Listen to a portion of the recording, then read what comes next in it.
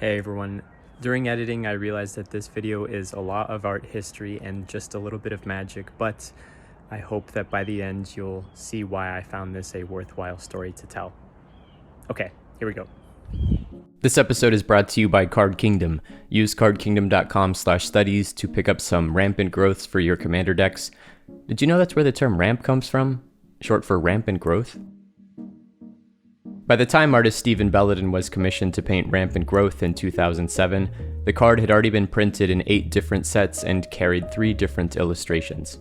Its debut in Mirage in 1996 showed an antelope grazing in a desert field as newly sprouted vines tangled around its front leg. Its second printing a year later in Tempest depicted a giant insect emerging from a larva amidst a menacing forest of thorny roots. 7th edition presented a more colorful composition that recalled the gripping vines from the original painting and heightened the dramatic tension. The sunflower here is slowly constricting a wayward soldier, its petals widening to engulf him whole. Nature grows solutions to her problems, reads the flavor text. The non-human world in each of these 3 paintings is an agent of reclamation. It is fighting back against these invasive species. That changed in 2007. Stephen Belladon wasn't instructed to paint carnivorous plants for the 4th iteration of Rampant Growth.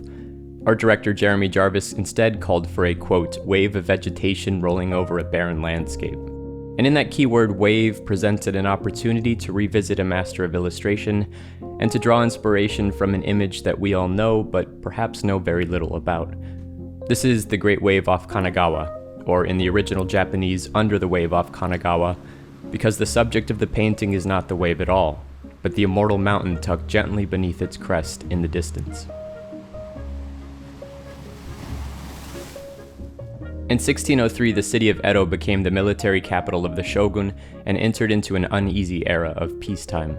The samurai who fought the civil wars of the previous century found themselves settling down and building castles to consolidate their fiefdoms. To adorn these new spaces, they hired artists, and the merchants of Kyoto and Sakai who previously funded the war effort shifted their budgets to invest in the arts. A burgeoning middle class of down-to-earth people now had time and money for leisure and entertainment. Then, in 1657, a reckless fire destroyed Edo, and her citizens suddenly needed affordable paintings to decorate their rebuilding homes. Paintings of indulgence and pleasure that offered an easygoing escape from the troubles of daily life became the most attractive commodity virtually overnight. They called these paintings the Ukiyo-e, images of the floating world. The floating world was the realm of courtesans, of actors, of indiscretions and vice. It was also the realm of poetry, of a reverence for cherry blossoms, maple leaves, and the snow. For over 100 years, the floating world came to life in the pigments of prints that cost roughly the same as a bowl of noodles. Everyone could afford ukiyo-e. But despite all their magic and wonder, these illustrations face technical difficulties and severe distribution limitations. Consider these 2 illustrations by Suzuki Harunobu. On the left, an image of 2 girls from 1750, on the right, a parading group of courtesans from 20 years later. The most striking difference between them is not one of mastery over composition or form, but simply the presence of more colors. Prior to 1765, ukiyo-e prints were restricted to 2 or 3 colors, and the quality of the cheap vegetable dyes hindered the image's longevity. When exposed to sunlight, many of the tones faded away. But Harunobu changed everything. See, a woodblock print is like nothing we are accustomed to in the West. From the contemporary perspective, we see a complete illustration and imagine the hand of one artist with a canvas and a palette of paints. But the ukiyo-e were collaborative efforts that required a team of artisans working in multiple phases to produce. It began with an ink drawing using a brush, in this case the job of Kitao Shigemasa. A pupil of Shigemasa would then trace the line drawing onto a lightweight transparent paper, making a copy. This copy was then handed off to a carver, who would paste it onto a wooden block and meticulously chip away at the drawing to bring the guidelines into high relief. The result would be a key block from which a series of subsequent wooden blocks were carved, one for each color present in the final image.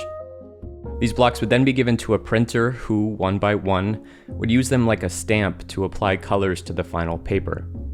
Once complete, the print was passed off to the merchants who ran the shops and sold the ukiyo-e to the public.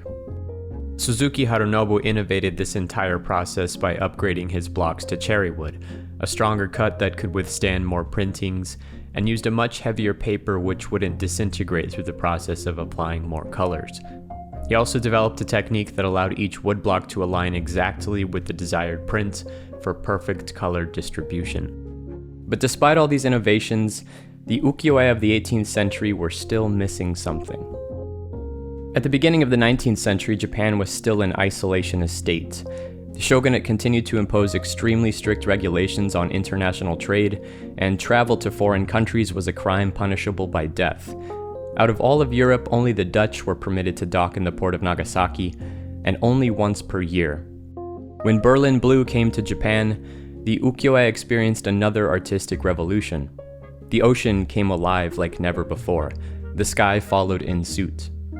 Alongside a bustling interest in tourism and the increasing popularity of traveling along the Tokaido Road, artists shifted their attention to vistas of the beautiful countryside as central subjects for woodblock prints.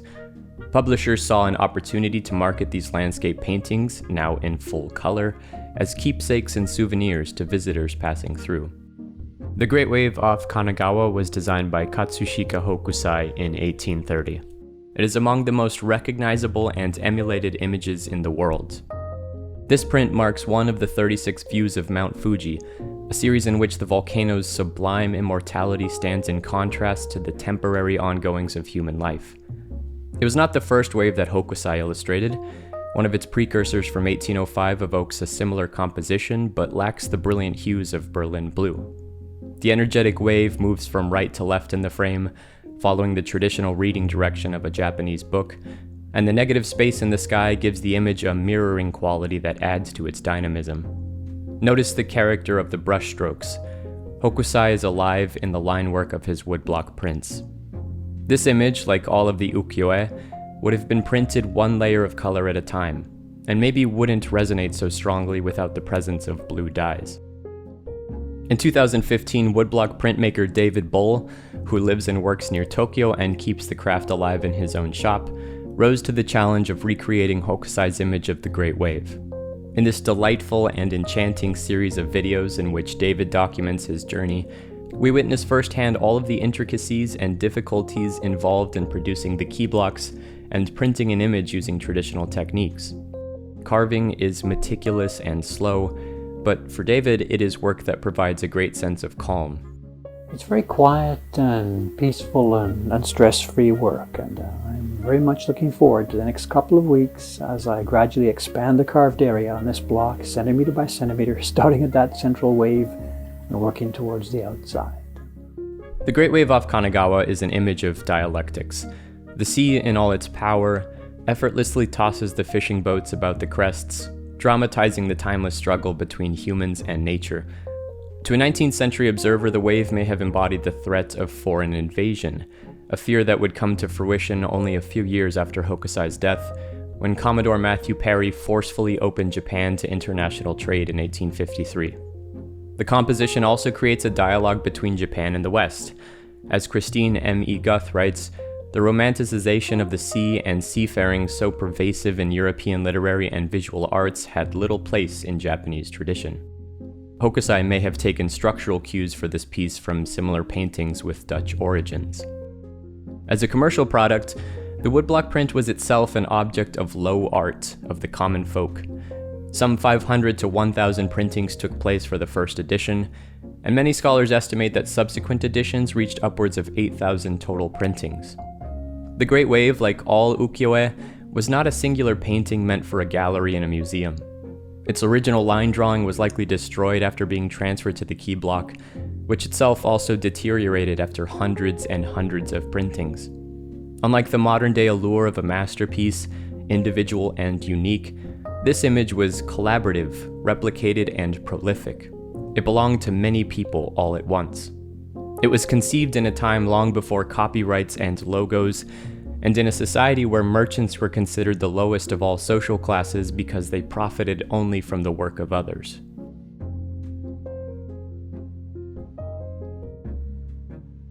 This is a giclée printing of Rampant Growth by Stephen Belladin.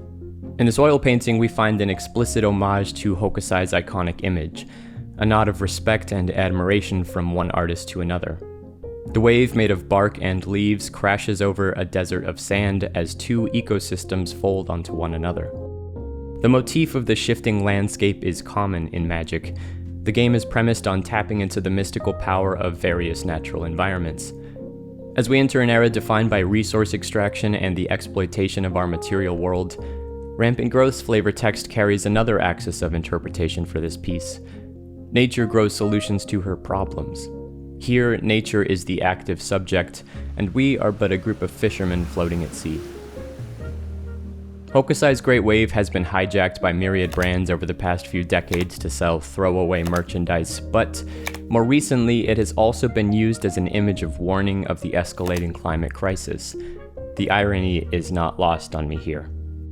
But I'd like to offer another reading. I bought this print because it represents more than just a superficial reference to a timeless image. My relationship with Magic has always been a bit unconventional. I could go years without playing the game and still find value in what it has to teach me about the world. This has been increasingly true in the COVID years. Rampant Growth is emblematic of how I see the game, how I see cards as collaborative efforts between designers, writers, artists, publishers, and merchants, how they belong to so many people all at once. In some sense, a Magic card is its own Ukiyo-e. Much like the social function of woodblock prints in 19th century Japan, contemporary cultures also seek entertainment, education, representation, and escape through mass-printed media. Binders become curated art galleries, collections of memories, and time well spent. Fantasy illustrators, too, constantly have to prove themselves worthy against the stigmas of fine art museums. The battle between low and high art lives on. Trading cards, to me, are their own floating worlds, even if sometimes they may cost a bit more than a bowl of noodles. Kazushika Hokusai died at age 88. He designed the 36 views of Mount Fuji at age 70 following many tragedies in his family life. His work disseminated through Europe and inspired countless artists in the West. It still does. On his deathbed, Hokusai declared his boundless love for being alive. His last wish was to live to 100, and only then would he become a real painter. If you'd like to learn more about the marvelous art form of woodblock printing, you must watch David Bull's channel, as well as the lectures from the Museum of Fine Arts Boston here on YouTube. This book by Sarah Thompson titled Hokusai is also required reading, and it provides a beautiful introduction to the master's work.